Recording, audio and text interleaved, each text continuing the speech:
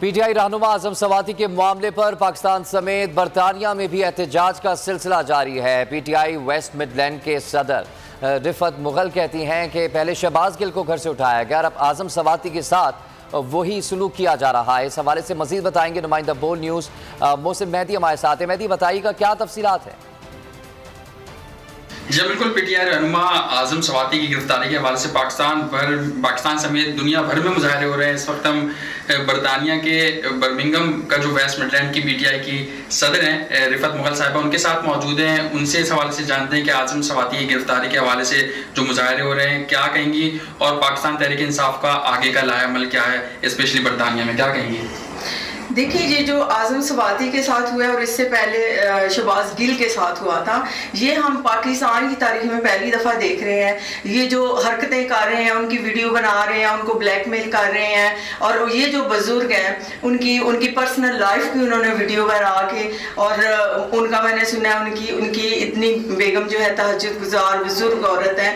तो ये जो सिस्टम को गंदा कर रहे हैं ना, तहरीक इंसाफ और इमरान खान ही इसकी सफाई कर रहा है। और पाकिस्तान में भी जाहिर है उसके खिलाफ बहुत मुजाहरे उनके खिलाफ के लिए हो रहे हैं कि उनको आज़ाद किया जाए, और हम भी उसका बहुत एहतजाज करते हैं कि उनको रहा कर दिया जाए ना। जी बिल्कुल, रिफत मुगल साहब का ये कहना है कि जो मामला हो रहे हैं पाकिस्तान तहरीक इंसाफ के रहनुमाओं को उठाया जा रहा है, ये सिलसिला बंद होना चाहिए। इलेक्शन के हवाले से भी इनका ये कहना था कि आने वाले इलेक्शन में पाकिस्तान तहरीक इंसाफ दोबारा जीतेगी और अपनी हुकूमत बनाएगी। जी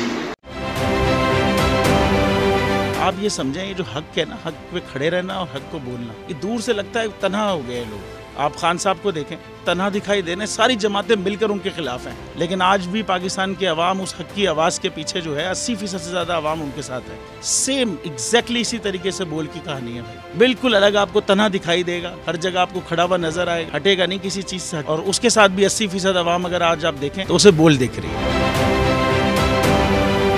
जाली केस है ना, ये हम पे उस वक्त बनाए गए थे जब हुकूमत यही थी, इन्हीं लोगों की हुकूमत थी ना। और ये जाली केस, इनको मैं नहीं कह रहा इस केस को जाली केस, इनको पाकिस्तान में क्या पूरी दुनिया में एक ऐसा शिकायत कुंदा नहीं मिला, एक ऐसा कंप्लेनेंट नहीं मिला जिसने ये कहा हो कि हमारे साथ फ्रॉड हुआ है। तो ये खुद ही बन गए कंप्लेनेंट, और ये इन्होंने खुद ही इन्वेस्टिगेशन की, उसकी खुद ही तफ्तीश भी की, यानी कि कंप्लेनेंट भी है, इन्वेस्टिगेशन ऑफिसर भी है, और इन द एंड इन्होंने फिर उसके बावजूद ये कोर्ट में जमा कराया कि जी ये केस जाली केस था, और इसमें किसी किस्म जो कुछ एग्जैक्ट कर रहा था सब लीगल। ये मेरी बात नहीं है, ये इनके इन्वेस्टिगेशन ऑफिसर की बात। सबसे ज्यादा व्यूज और सबसे ज्यादा रेटिंग के साथ बोल आज भी रहा नंबर 1 पर। सब्सक्राइब करें और बेल दबाएं ताकि कोई खबर रह न जाए।